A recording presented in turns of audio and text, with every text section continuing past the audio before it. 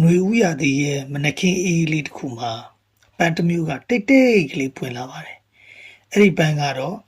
မက်ဂနိုလီးယားပန်းပဲဖြစ်ပါတယ်။ဒီပန်းကိုကြည့်မယ်ဆိုလို့ရှိရင်တန်ရှင်းပြီးနူးညံ့တဲ့ပန်းတစ်ပွင့်လိုပဲထင်ရပေမဲ့အဲ့ဒီပန်းရဲ့နောက်ွယ်မှာတော့လူသားသမိုင်းကိုတော့ကြော်လွန်တဲ့အချိန်ရှည်တစ်ခုရှိနေပါတယ်။မက်ဂနိုလီးယားဟာဒီကမ္ဘာပေါ်မှာပေါ်ပေါက်ခဲ့တာက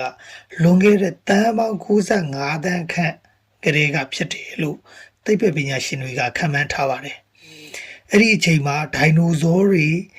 တက်ရှိနေတဲ့ကာလပဲဖြစ်ပြီးတော့ပန်းအသစ်မျိုးစိတ်တွေကလည်းစတင်ဖွံ့ဖြိုးလာတဲ့ကာလဖြစ်ပါတယ်။ထူးခြားတဲ့ချက်ကတော့မက်ဂနိုလီးယားပန်းတွေပေါ်ပေါက်တဲ့အချိန်မှာပြားတွေမရှိသေးပါဘူး။ဒါကြောင့်မို့လို့ဒီပန်းတွေကိုဝင်းပုတ်ကူးခြင်းအလုပ်ကိုလုပ်ပေးတာကပြားတွေမဟုတ်ပဲအင်းဆက်ပိုးကောင်လေးတွေဖြစ်ပါတယ်။အဲ့ဒါကြောင့်မို့လို့ဒီပန်းရဲ့ပွင့်ဘက်တွေဟာနူးညံ့တာထက်ကိုပိုပြီးတော့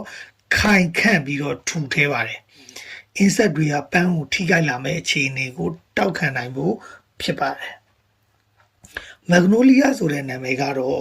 19ရာစုအတွင်းပြင်သစ်နိုင်ငံမှာရှိနေတဲ့သိပ္ပံပညာရှင်တူဖြစ်တဲ့ပီယာမက်ဂနိုရဲ့နာမည်ကနေဆင်းသက်လာတာဖြစ်ပါတယ်။သူဟာအဲ့ဒီသစ်ပင်တွေကိုမျိုးကွဲစနစ်နဲ့စနစ်တကျလေ့လာခဲ့တဲ့ပထမဆုံးသိပ္ပံပညာရှင်တွေကတူဖြစ်ပါတယ်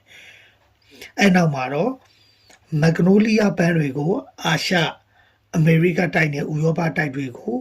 ဖြန့်ကျက်ပြီးတော့စိုက်ပျိုးလာခဲ့ကြပါတယ်။အထူးသဖြင့်တရုတ်နိုင်ငံမှာမက်ဂနိုလီးယားပန်းကလွန်ခဲ့တဲ့နှစ်ထောင်ပေါင်းများစွာကတည်းကအရေးပါတဲ့အဓိပ္ပာယ်တစ်ခုရှိခဲ့တယ်။ရှေးခေတ်မှာမက်ဂနိုလီးယားကိုဆေးဘက်ဝင်အဖြစ်အသုံးပြုခဲ့ကြပြီးတော့ခန္ဓာကိုယ်ကိုအေးချမ်းစေခြင်းအသက်ရှည်စေခြင်းတို့ကိုဖြစ်စေတယ်လို့ယုံကြည်ခဲ့တယ်။ဒါတွေမကသေးပဲနဲ့မက်ဂနိုလီးယားပန်းဟာတန်ရှင်းမှုသစ္စာရှိမှုအမြင့်မြတ်ဆုံးအလှတရားတွေကိုကိုးစားပြုတဲ့ပန်းတစ်မျိုးအဖြစ်နဲ့လည်းသတ်မှတ်သုံးစွဲခဲ့ကြတာရှိပါတယ်။တချို့ခေတ်တွေမှာဆိုလို့ရှိရင်မင်းသမီးတွေအထက်တန်းစားတွေကိုပဲဒီပန်းကိုသုံးခွင့်ရှိမယ်လို့တော့သတ်မှတ်ခဲ့တာမျိုးတွေရှိပါတယ်။ကိုရီးယားသည်ရဲ့အစာကိုကြိုးဆိုတဲ့အချိန်မှာပွင့်တဲ့ပန်းတစ်မျိုးလည်းဖြစ်ပါတယ်။အထူးသဖြင့်တော့မတ်လရဲ့ဒုတိယအပတ်ကနေပြီးတော့ဧပြီလရဲ့ပထမ